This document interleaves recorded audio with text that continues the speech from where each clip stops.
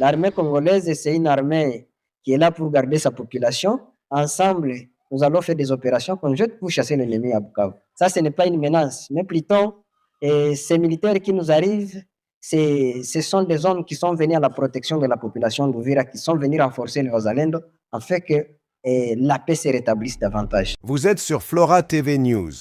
Bienvenue dans votre journal d'actualité de 12 heures de Kinshasa. Malgré l'accord de paix signé à Washington, la guerre continue à l'Est. Alors que l'espoir renaissait avec la signature d'un accord de paix entre la RDC et le Rwanda à Washington, sous médiation américaine, la réalité du terrain vient brutalement contredire les intentions diplomatiques. À l'est du pays, les combats continuent de faire rage. Groupes armés, ingérences étrangères et pillages de ressources plongent la région dans un chaos persistant.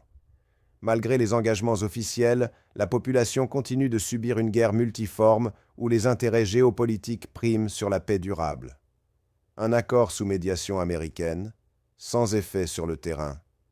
La République démocratique du Congo, RDC, et le Rwanda ont signé récemment un accord de paix à Washington, sous la médiation des États-Unis. Cet engagement diplomatique visait à mettre fin aux tensions croissantes dans l'est du pays. Pourtant, sur le terrain, les combats se poursuivent, notamment dans les provinces du Nord et du Sud Kivu.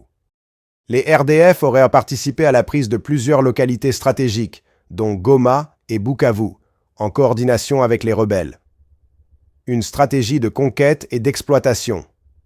Malgré les justifications avancées par Kigali, neutraliser les FDLR, le rapport démontre que les RDF et le M23 visent surtout la prise de territoires riches en ressources naturelles. L'objectif serait d'étendre l'influence rwandaise en RDC, tout en bénéficiant des minerais et terres fertiles contrôlés par les rebelles. L'insécurité persiste aussi dans le Nord Kivu. Dans le territoire de Walikale, des groupes armés assimilés au FDLR, dirigés par un général autoproclamé appelé Mudayonga, continuent de terroriser la population. Des habitants sont expulsés de leurs terres, prétendument achetées par ces milices, et des tirs sont entendus régulièrement dans plusieurs localités. L'Ituri toujours en état de guerre.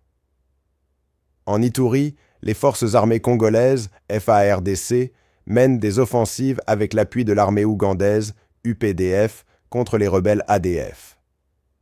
Des combats intenses sont signalés autour de plusieurs positions stratégiques, dans une tentative de briser les bastions de ces extrémistes responsables de massacres récurrents. Des réformes internes à Kinshasa, mais peu d'impact immédiat. Sur le plan national, le ministre ad intérim de la Justice a rencontré des responsables d'églises de réveil pour annoncer des réformes, dont la suppression du folio 92. Il a également insisté sur la régularisation des églises en conformité avec la loi. Mais ces efforts de gouvernance contrastent avec l'insécurité toujours croissante à l'Est.